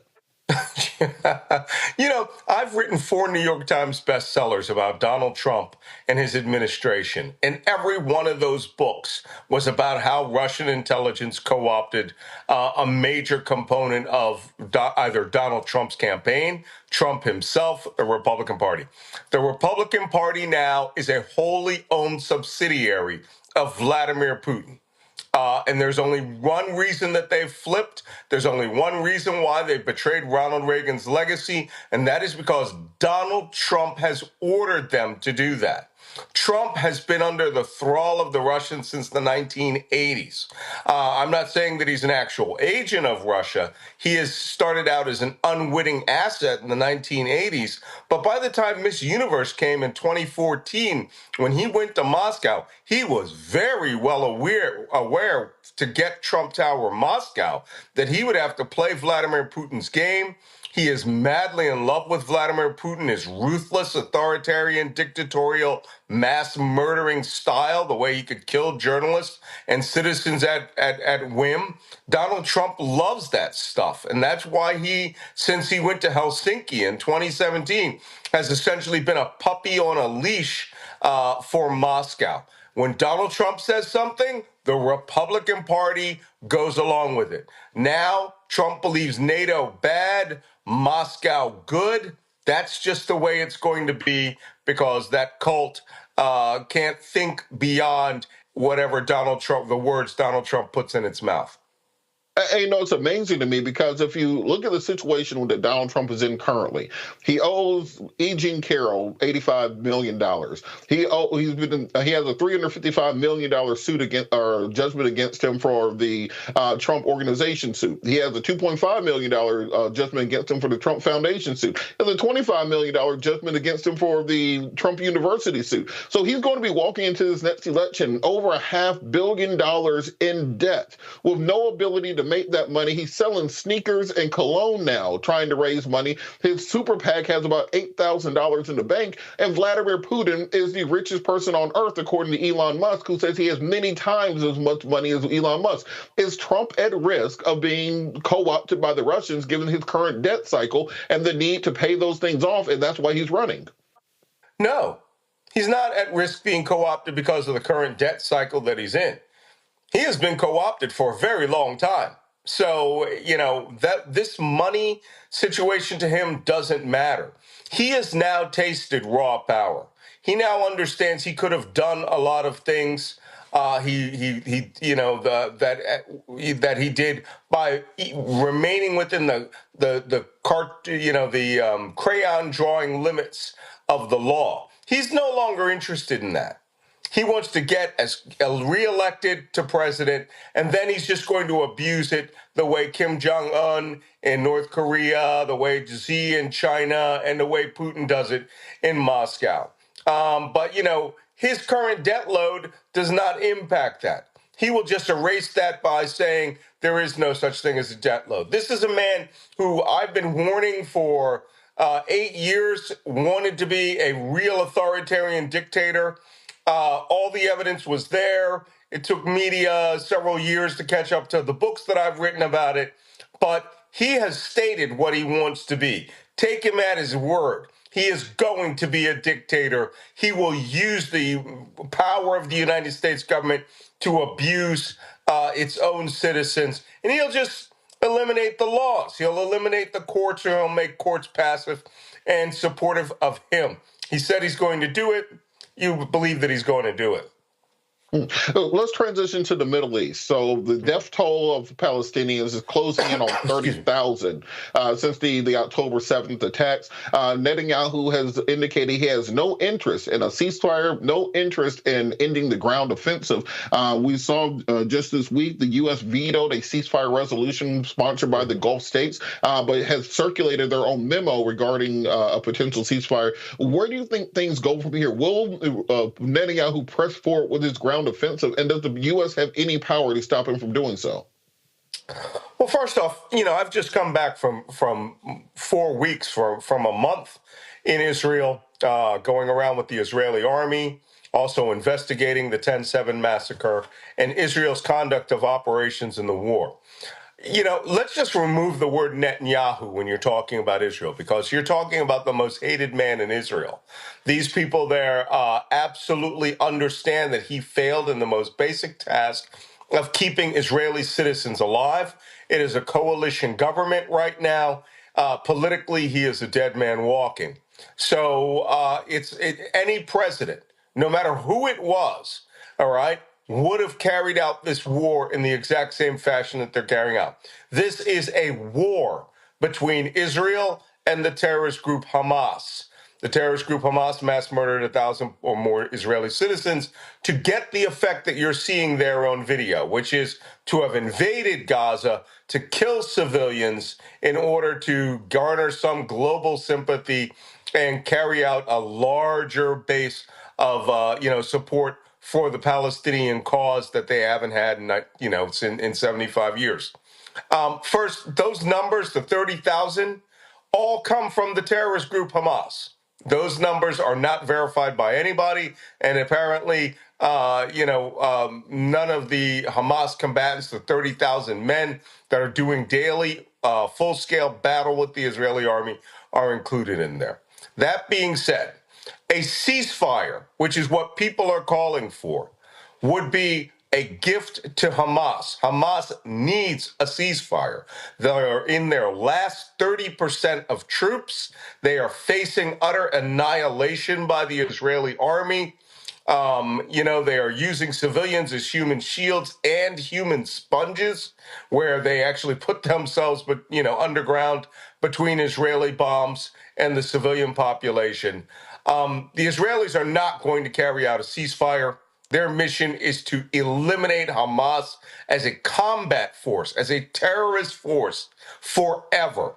And until that mission is done, there will not be a ceasefire unless, of course, Hamas comes back seriously. Hamas turned down the last ceasefire. They put in conditions which were insane, which was that Israel would stop all combat operations, would withdraw from every inch of the West Bank and Gaza, would allow Hamas to come back as the leadership organization of Gaza, knowing the Israelis aren't going to agree to that at all. So Hamas had a ceasefire on October 6th. They broke that. It led to this horrible, horrible war. And then they had another ceasefire when Israel agreed to exchange hostages. They broke that also. This is the final game for Hamas. We know their leadership is trapped in Rafah. That will be the end. Well, proceeding from that, there's been a large conversation among some Israeli officials about the proposed occupation and resettlement of Jewish communities, two parts of both the West Bank and Gaza, the cessation of this war. Many people believe that to be a red line to not be crossed. Do you believe that there will be attempts at resettlement, and could this be the end of Palestinian-controlled Gaza? Well, this certainly won't be the end of Palestinian-controlled Gaza. Because first off, Israel does not want to occupy 2.2 million people in a strip. And I've been down the entire length of that strip on the Israeli side of the wall, and that is now literally a pile of rubble.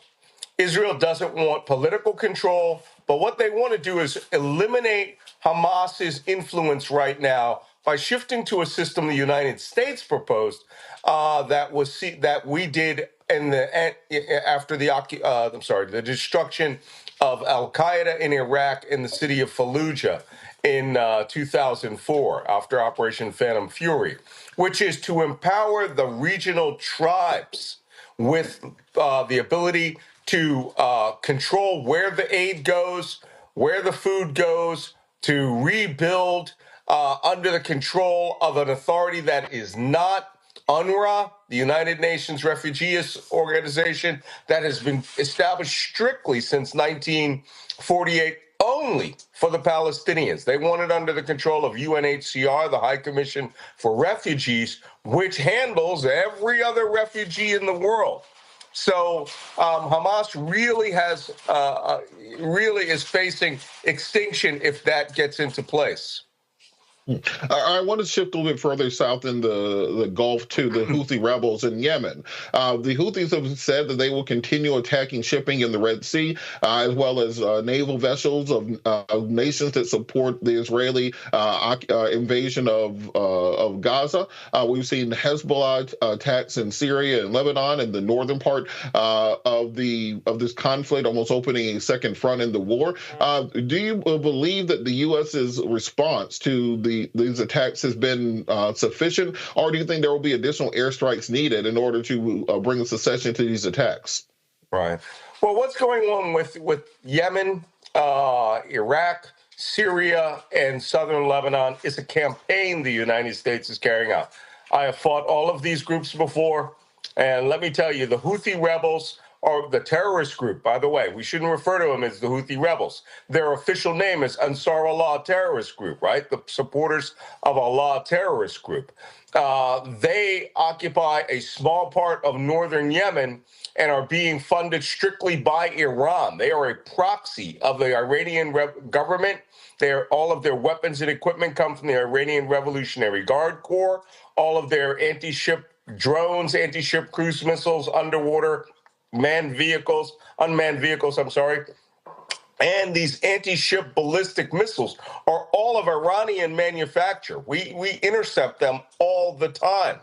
The Houthi rebels are just a proxy that is used by Iran to pressure Israel from the south.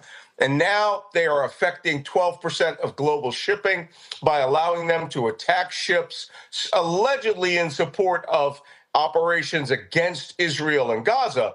But in fact, Iran understands the U.S. presidential election cycle, and they are increasing the cost of basic goods throughout Europe and the United States by forcing all of these ships not to go through the Red Sea, but to have to go around through South Africa, as well as rewarding South Africa for their support of the Palestinians and Hamas in Gaza by bringing a case of the International Criminal Court of Justice against Israel. For, as you saw with the ICJ, Israel was carrying out its war. It was determined it was not genocide, but it could, in some future chance, be genocide if Israel doesn't take care. Israel is taking care.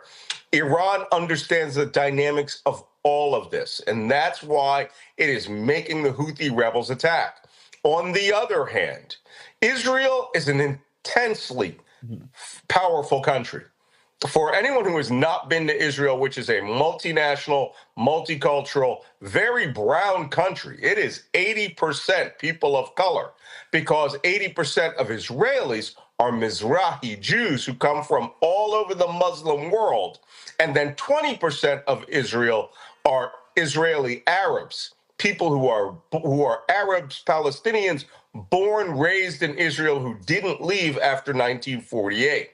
So that country, as a multinational, multicultural, multilingual democracy, is a threat to Iranian aspirations.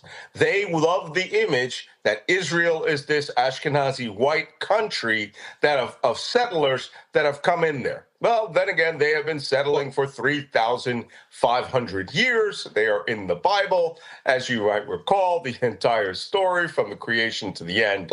Israel is not going anywhere. And they also understand Israel is a nuclear power.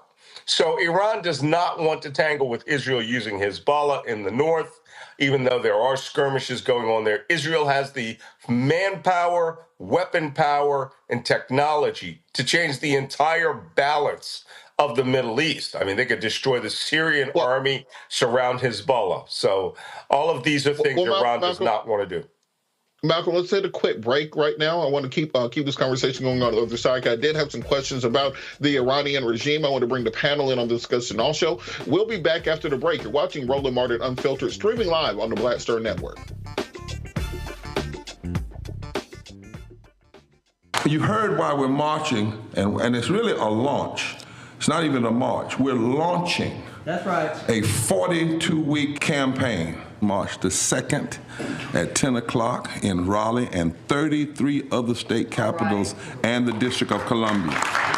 This is a historic move to mobilize the most powerful untapped block of voters in this country. That's right. Poor and low wealth voters who make up 87 million votes. And it's never been tried before. Never been tried before in history. At the same time, the same message, same focus. And when that power turns loose, they will not be able to figure out the political calculus. I don't know about you, but I'm ready to shake things up. I'm ready to get up out of the valley. I'm ready for God to put his spirit on us. I'm ready to be used to change this nation. And what we're saying is, can't we come together? Can't we come together around an agenda? You ain't got to like everything about Reverend Barber. You don't have to like everything about Sangria. You don't have to like everything about Long Choir. But can we come together and say, it's time to end poverty as the fourth leading cause of death? It's time to have $15 and a living wage indexed with inflation. So every time inflation goes up, the minimum wage goes up. It's time to have health care for all. It's time to fully fund public education. Can't we come together? It's time to protect women's right to women's health. It's time to have affordable housing for everybody. It's time to stop the proliferation of guns. Ain't no way folk ought to be able to have more guns than they have food, more guns than they have meat on their table. That makes no sense. Isn't it time for division to be ended and love to take over? Can't we organize around that? Look at your neighbor and say, neighbor, I don't need to like everything about you, but can't we organize for power? Can't we stand for justice? Can't we love everybody for just a little while? Can't we come up out of the valley? Can these bones live?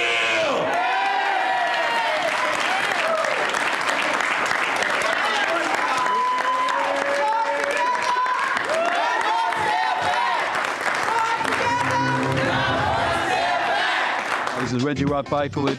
You're watching Roland Martin, unfiltered, uncut, unplugged, and undamn believable. You hear me?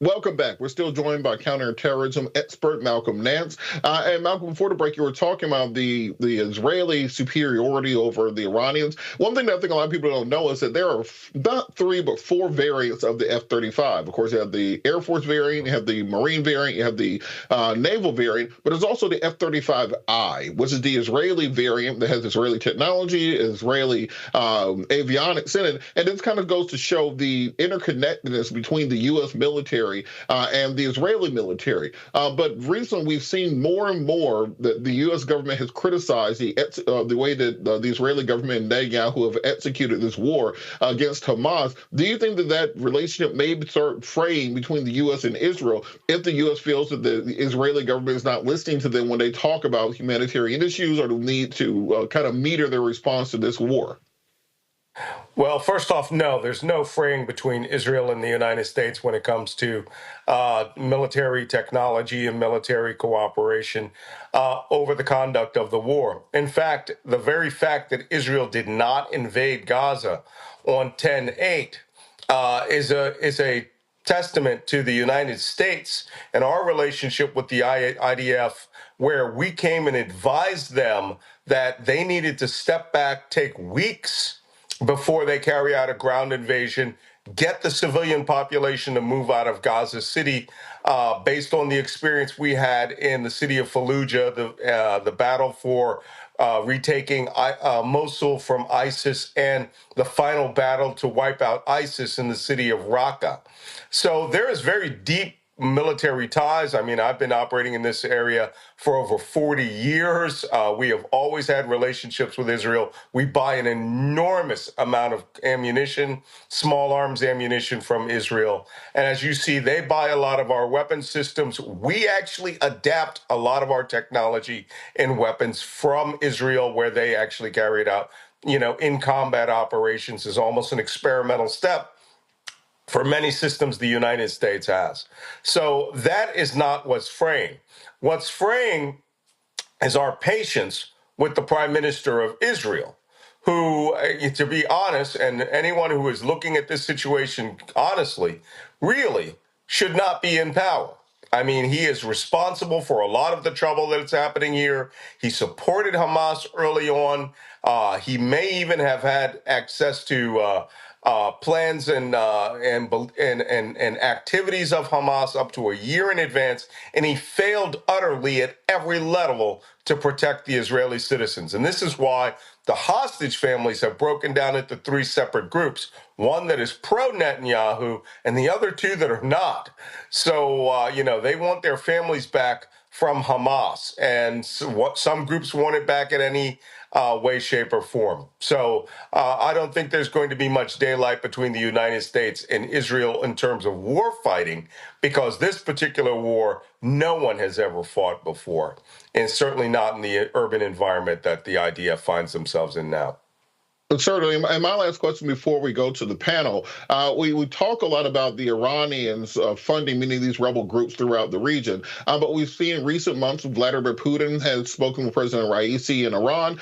We've seen massive amounts of weaponry, drones, artillery shells being shipped from Iran to Russia to continue the execution of their war in Ukraine, as well as Russia going to North Korea for Soviet-era ammunition to be used on the front lines. But in addition to that, we've seen Afghan incursions in the west of Iran over water rights. We've also seen Balochistan rebels attacking the commemoration of General Soleimani and his assassination. We've seen airstrikes from Pakistan into those areas in response to Iranian rocket attacks.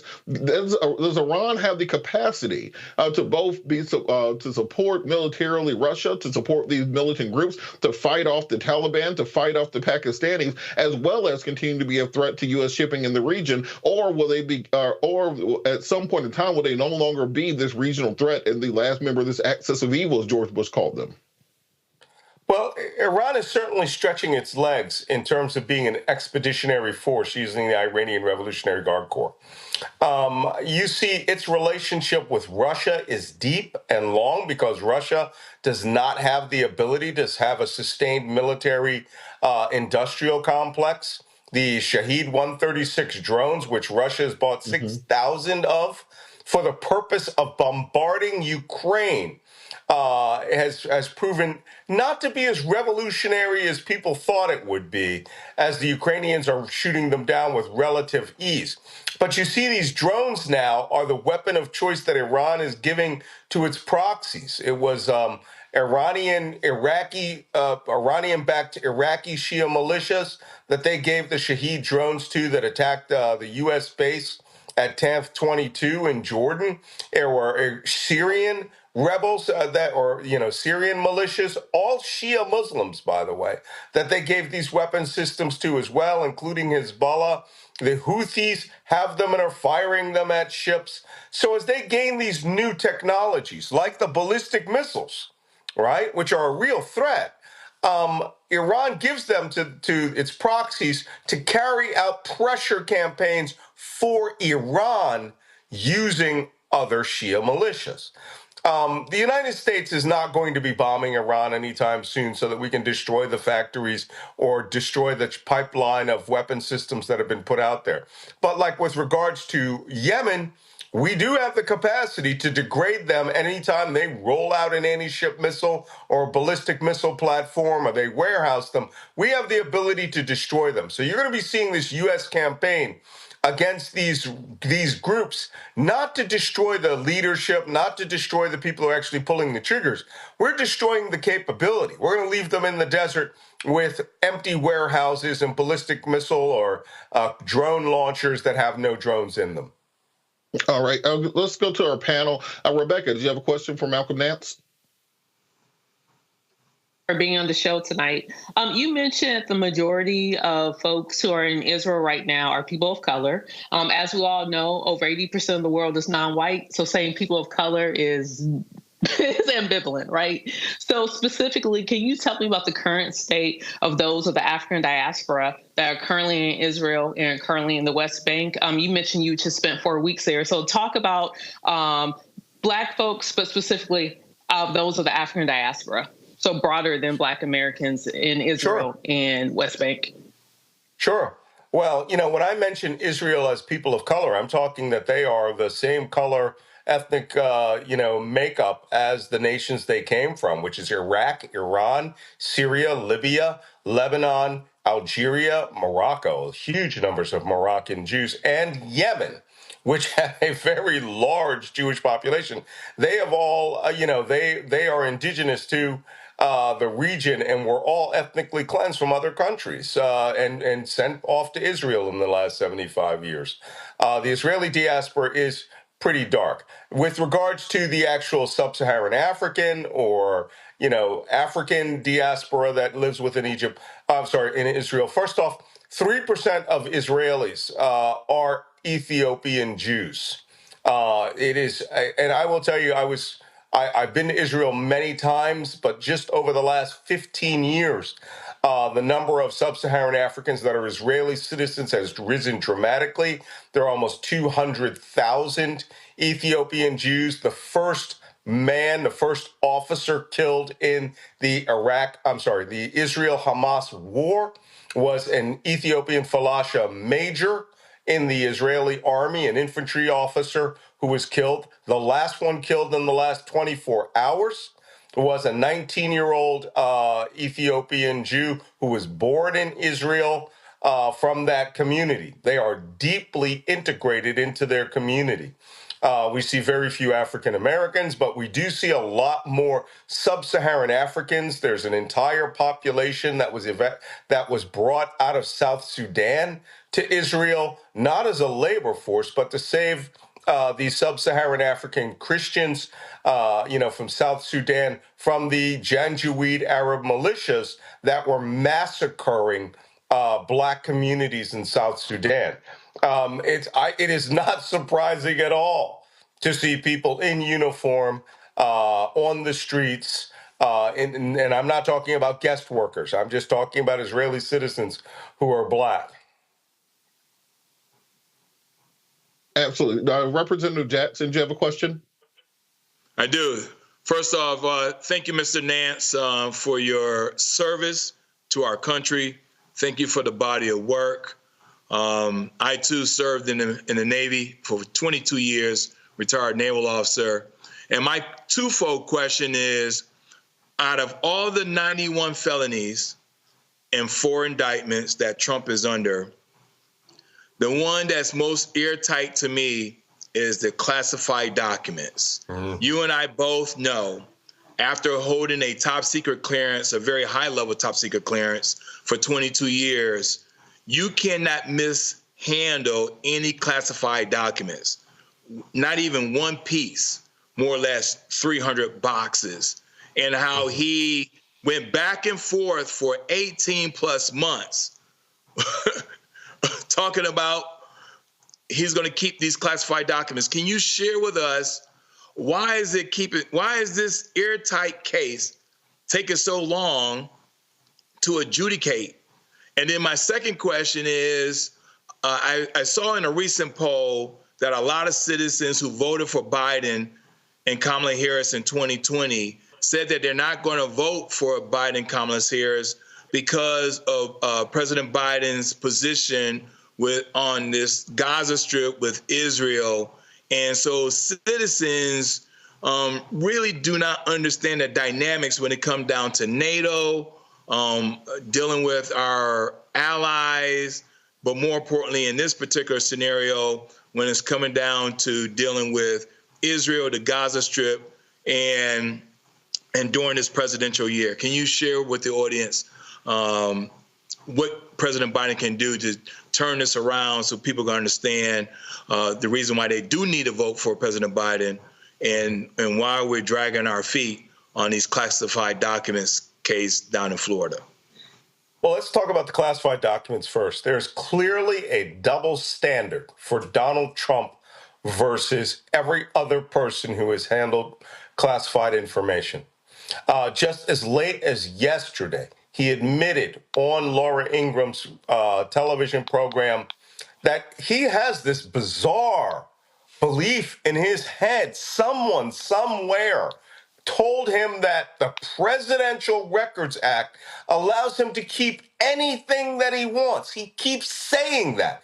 It's insane. The literal words in the Presidential Records Act are very clear that presidential records, all documents, all materials that the president handles from the moment he is elected is the property of the United States.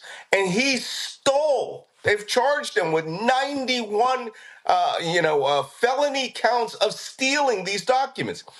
You might recall a young woman by the name of Reality Winner, former U.S. Air Force signals intelligence analyst, went to become an intelligence contractor at Fort Gordon, Georgia, stole one top secret document, which she thought showed some nefarious activities by the Trump campaign.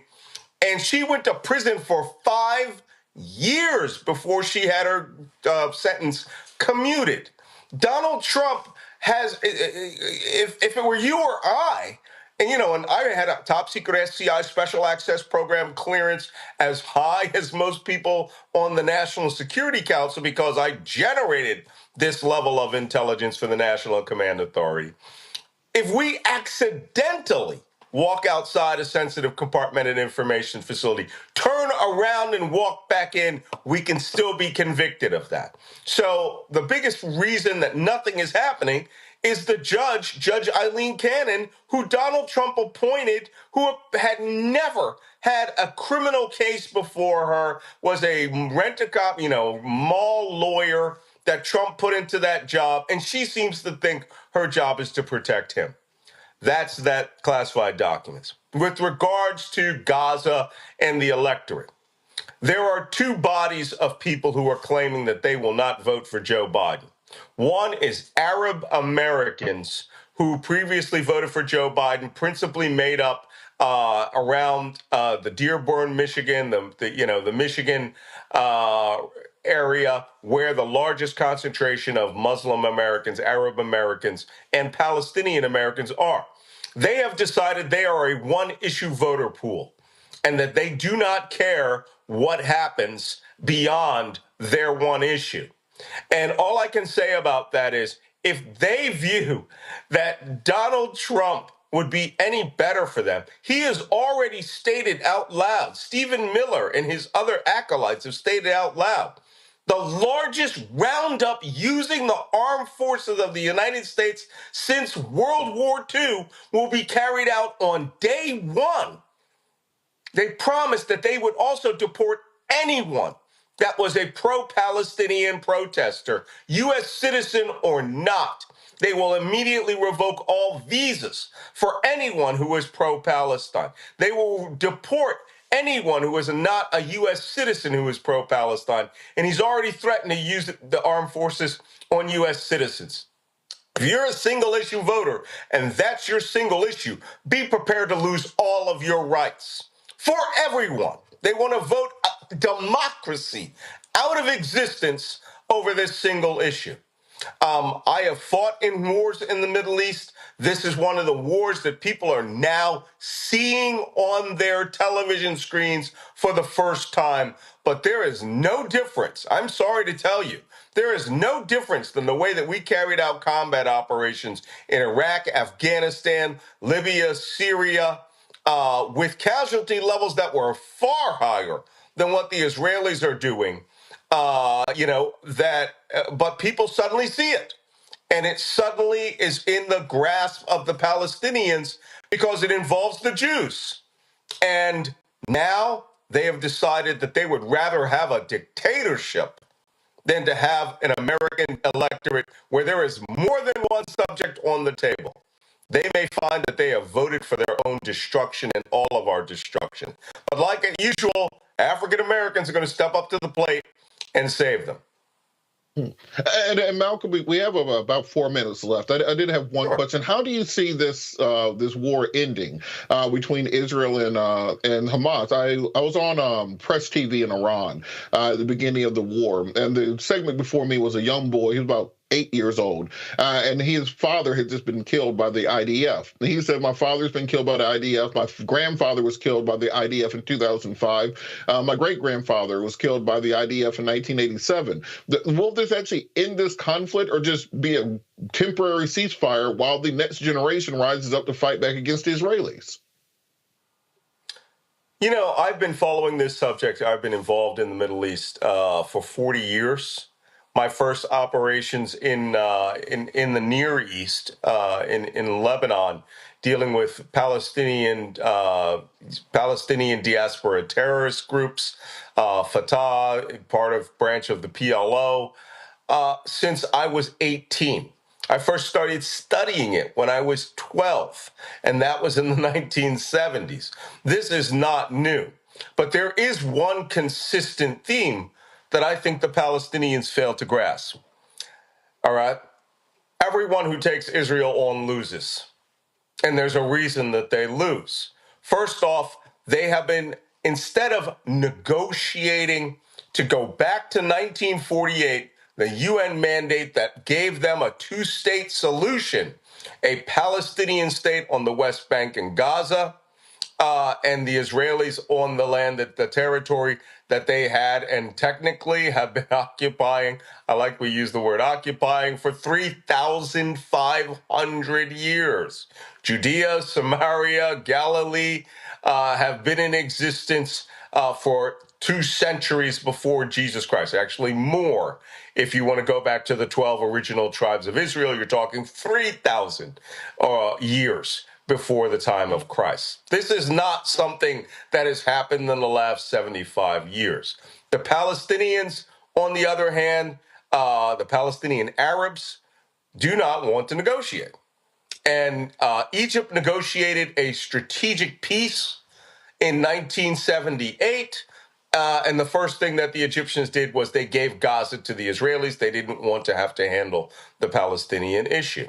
So the Palestinians generationally keep talking themselves into the belief that they must fight. And you're talking to someone, I speak Arabic, I've been to the West Bank, I love my Palestinian brothers and sisters, but this is a losing battle.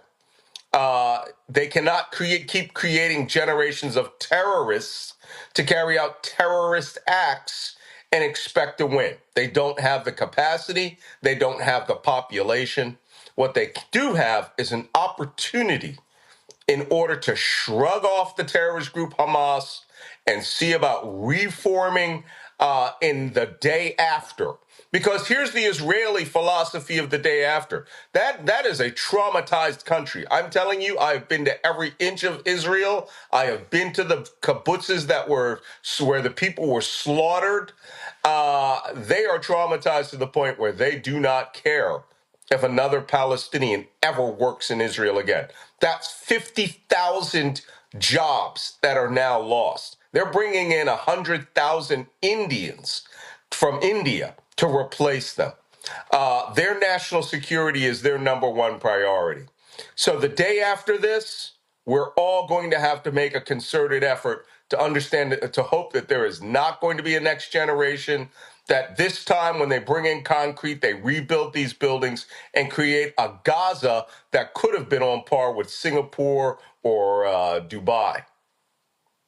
Started. Well, Malcolm Nance, we appreciate everything that you bring to light for us, breaking down many of these issues that sometimes, don't get handled in African-American press and media, and breaking it down in a way people can understand. We really appreciate you for joining us today. Got to thank also Rebecca and Representative Jackson for joining us today. Really appreciate the insight that you added into this conversation.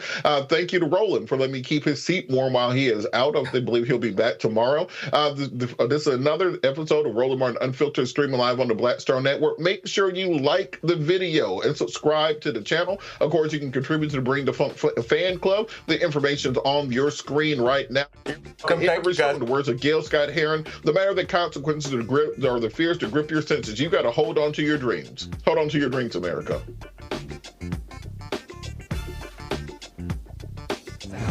Joe Biden and Kamala Harris are investing a record $7 billion into HBCUs. Billions for campus improvements, grants, and debt relief. Billions more for HBCUs, endless possibilities for us. Folks, Black Star Network is here. Oh, no punches! I'm real revolutionary right now. Support this man, Black Media. He makes sure that our stories are told. Thank you for being the voice of Black America, Roland. Stay black. I love y'all. All momentum we have now, we have to keep this going. The video looks phenomenal. See, there's a difference between Black Star Network and Black-owned media and something like CNN. You can't be Black-owned media and be scared. It's time to be smart. Bring your eyeballs home. You dig?